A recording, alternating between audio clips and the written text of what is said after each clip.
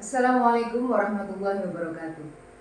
Saudaraku, kita ketemu lagi di Osaka, obrolan seputar kita. Kali ini kita akan membahas tentang perbedaan jatuhnya 1 Syawal 1444 Hijriah.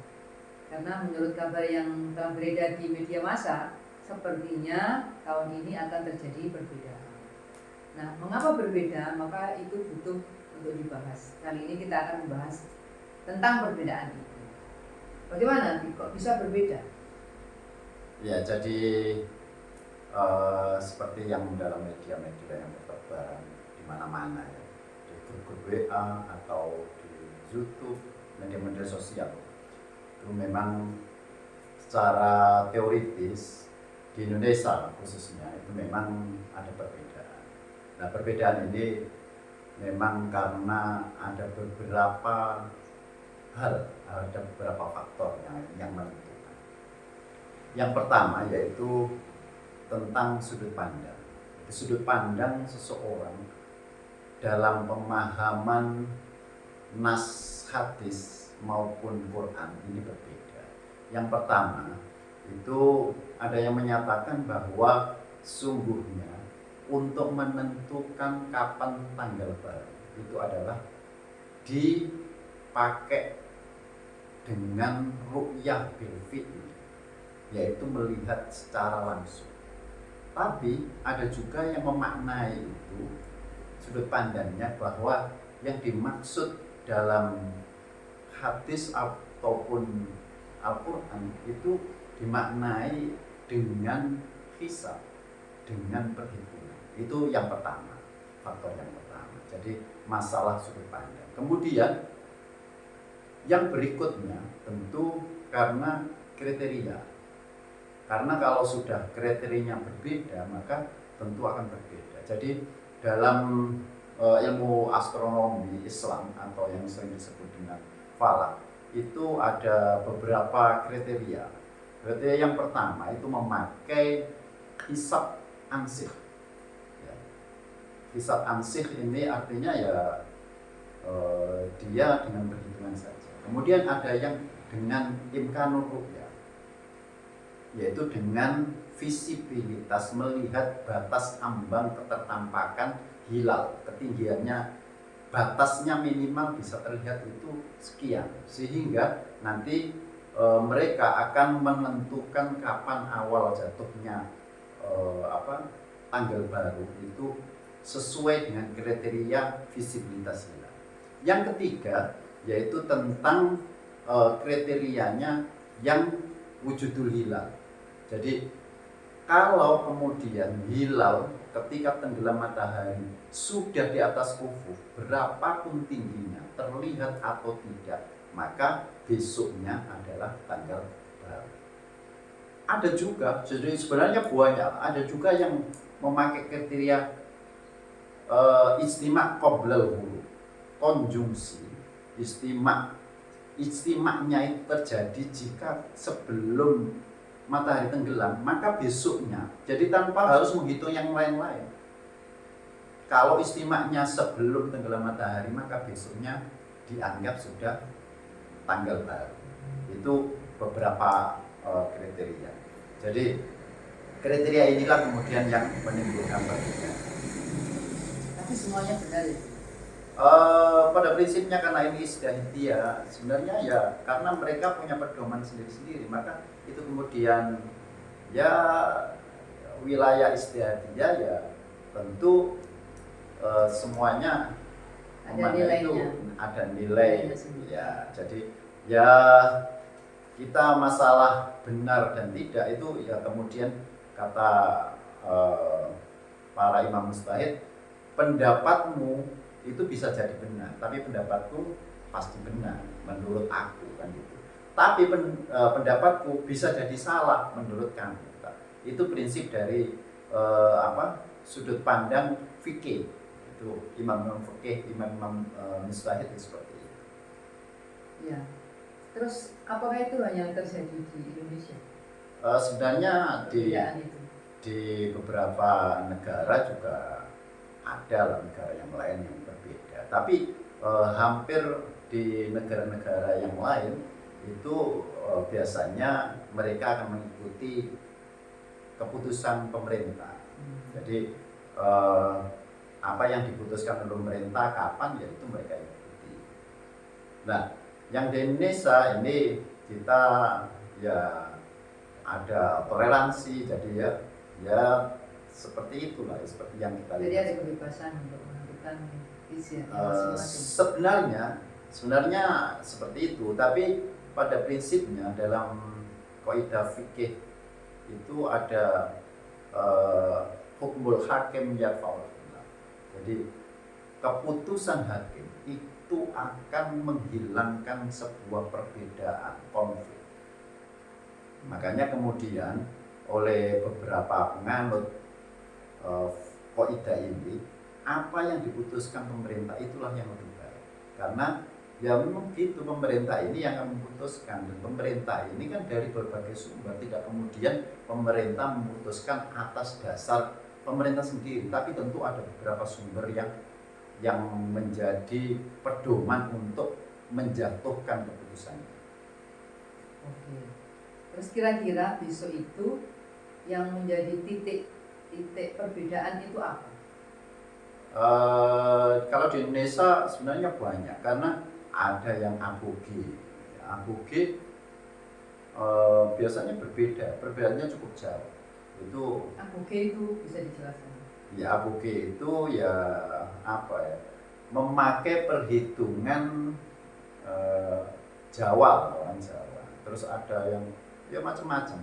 Ya, artinya bahwa sebenarnya ini khazanah keilmuan Islam, tapi kemudian dibahas di beberapa kitab fikih, kemudian di tafsir itu menyatakan ini seperti dalam tafsir Mafatihul Ghaib punyanya karya siapa? Ar-Razi, itu menyatakan, jadi dalam Al-Baqarah ayat 185, faman syahida minkum syahra falyasum. Jadi siapa saja yang hadir menyaksikan asyahro, yang dimaksud asyahro itu faman syahida minkum syahra itu adalah bulan Ramadan, falyasum, maka hendaklah dia berpuasa. Yang dimaksud dengan syahidah di sini adalah melihat hilal. Itu dalam, saya juga baca di tafsir At-Tabari, Ibnu Katsir seperti itu. Jadi yang dimaksud dengan hadis Nabi sumu li ru'yatihi wa afdiru li ru'yatihi, puasalah kalian karena melihat hilal dan berbukalah kalian karena melihat hilal. Itu semuanya, hampir semua, mayoritas itu menyatakan bahwa itu adalah dengan melihat hilal. Jadi ketika hilal sudah ketertamakannya terlihat, maka kemudian bisa besoknya dinyatakan sebagai tanggal baru. Tapi demikian itu, kemudian ada yang menafsirkan bahwa dulu, kalau dulu kan orang belum bisa menghitung secara presisi, sedangkan sekarang sudah presisi, maka sebenarnya karena hitungan itu sangat presisi, sebenarnya bisa dijadikan satu pedoman. Maka kemudian menyatakan bahwa ru'yah sendiri itu dimaknai dengan menghitung, jadi melihat, tapi dengan melihat apa? Secara hitungan, karena hitungan berhisab itu pun sebenarnya dengan ilmu, dan ilmu itu juga bisa dibuktikan. Maka kemudian ini menjadi sebuah perbedaan. Terus sekarang yang jadi perbedaan tentang standar minimal keterlihatan hilal itu bagaimana? Ya, jadi di Indonesia, utamanya pemerintah ya, itu pernah membuat satu kesepakatan negara-negara ASEAN yang disebut dengan kriteria MABIM. MABIM itu kesepakatan menteri-menteri agama, MA itu Malaysia, B itu MABIM itu ya, B itu Brunei, I Indonesia, S Singapura. Itu dulu minimal imkanur ru'yah, minimal bisa melihat hilal bisa terlihat itu minimal 2 derajat. Tapi mulai tahun kemarin ini ada kesepakatan baru di negara-negara Asia Mabim. Ini yang sering disebut dengan Neo Mabim, yaitu kriteria baru Mabim. Ketinggian minimal itu 3 derajat. Sedangkan tahun ini di wilayah Indonesia ini hilal ketinggiannya tidak lebih dari 2 derajat, artinya kurang dari 3 derajat. Sehingga menurut Neo Mabim ini, kriteria Neo Mabim ini, maka hilal sangat sulit untuk dilihat, kemungkinan sangat sulit dilihat, sehingga kemudian bisa jadi kemudian ini tidak bisa dilihat. Karena tidak bisa dilihat, kata Rasulullah dalam sebuah hadis, fa in humma, jika kemudian hilal itu tertutupi awan, meskipun tinggi loh ya ini. Dalam konteks hadis Nabi ini, fa in humma, jika kemudian kok hilal itu tertutupi awan, fakmilul iddata talatina yaum, maka sempurnakanlah bilangan harinya menjadi 30 hari. Maka ini kemungkinan besar itu kemudian digenapkan. Kalau versi pemerintah, juga versi Nahdlatul Ulama. Jadi kemungkinan besar seperti itu. Sedangkan saudara-saudara kita yang kemudian memakai kriteria wujudul hilal, berapapun ketinggian hilal, asalkan dia ketika matahari sudah tenggelam dan hilal sudah di atas ufuk, itu artinya hilal sudah wujud, dapat dilihat atau tidak, maka besoknya adalah tanggal baru. Sehingga bagi masyarakat yang berpedoman dengan kriteria wujudul hilal, maka merayakan Idul Fitri menjadi tanggal 21 atau hari Jumat 21 April 2023. Jadi sebenarnya perbedaan itu hanya karena sudut pandang kriteria. Jadi tidak usah kemudian kita bingung harus milih yang mana. Jadi kita memilih sesuai dengan keyakinan kita. Jadi karena saya ini hobi falak, hobi ilmu falak, kemudian saya juga suka baca fikih, maka kemudian saya mempunyai satu pandangan bahwa imkanur ru'yah ini penting, karena ini imkanur ru'yah juga sekaligus sebagai kajian ilmiah yang langsung diimplementasikan dengan apa? Dengan ru'yah, terlihat atau tidak. Karena pada prinsipnya Rasulullah Muhammad SAW itu menyatakan sumu li ru'yatihi, berpuasalah kalian ketika melihatnya, wa aftiru li ru'yatihi. Itu menurut pandang saya. Dan juga karena ada kaidah fikih, hukmul hakim yarfa'ul khilaf, keputusan hakim, keputusan pemerintah itu bisa menghilangkan konflik perbedaan yang ada. Sehingga menurut saya pribadi ini tentu marilah kita mengikuti keputusan Menteri Agama, pemerintah, yang akan dilakukan isbat, sidang isbat, di mana sidang isbat ini tentu tidak berdiri sendiri.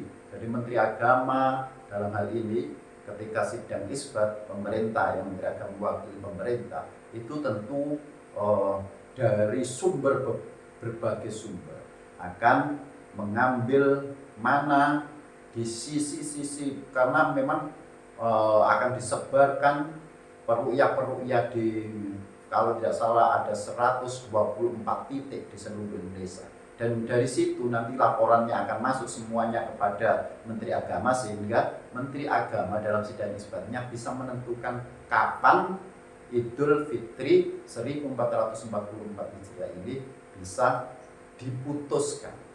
Termasuk besok di Tanjung Kodok? Ya, termasuk di Tanjung Kodok, dan insya Allah saya juga akan melakukan ruqyah di Tanjung Kodok besok. Saya kira sudah sangat jelas ya.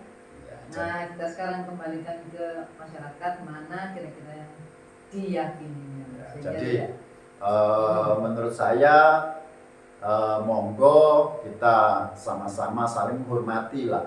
Jangan kemudian ini menjadi konflik besar. Tapi harapan saya mudah-mudahan suatu saat nanti, saya yakin pada suatu saat nanti di Indonesia dengan berbagai diskusi yang ada dari para ahli-ahli astronomi, ahli falak, insya Allah nanti dari berbagai masukan, berbagai diskusi yang ada, insya Allah mudah-mudahan besok akan ketemu titik temu yang sama, yaitu kriteria. Kalau saya yakin kalau kriterianya sama, pasti nanti keputusan akan sama dan kita akan merayakan bersama-sama.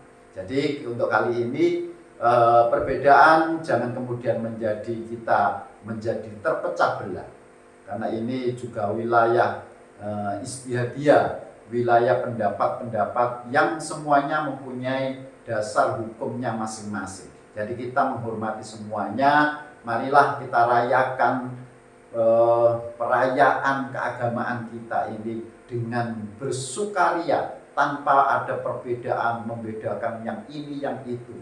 Ya, kita anggap itu adalah sebuah khazanah keilmuan Islam yang patut ya kita hargai semuanya. Saya kira begitu, sehingga nanti tidak ada konflik lagi, tidak ada yang saling membuli ini dengan itu, tapi ya biarlah. Jadi ini semuanya kita yang ada di wilayah masing-masing kita hormati siapa saja, dan ya mereka punya keyakinan masing-masing, tapi mudah-mudahan suatu saat nanti ya ini harapan, insya Allah hampir semua punya harapan yang sama. Mudah-mudahan nanti di suatu saat nanti akan ketemu sebuah kriteria yang disepakati bersama, sehingga nanti kita bisa merayakan ya Idul Fitri, Idul Adha, Ramadan dan sebagainya itu secara bersama-sama. Oke, saya kira itu sudah cukup ya. Ya, kan saya kira itu sudah cukup lah. Ya, yang penting memberikan kita akan merayakan Hari Raya Idul Fitri meskipun dengan hari yang berbeda. Tapi semangatnya tetap sama. Kita telah merayakan kemenangan kita setelah 1 bulan berjihad melawan nafsu kita dan 1 Syawal. Yang penting bahwa kita merayakannya di 1 Syawal, meskipun hari dan tanggal Masehinya berbeda, tapi hijriahnya tetap sama, yaitu 1 Syawal 1444 Hijriah. Demikian obrolan kita di Osaka. Kita akan ketemu lagi di segmen yang lain. Assalamualaikum warahmatullahi wabarakatuh.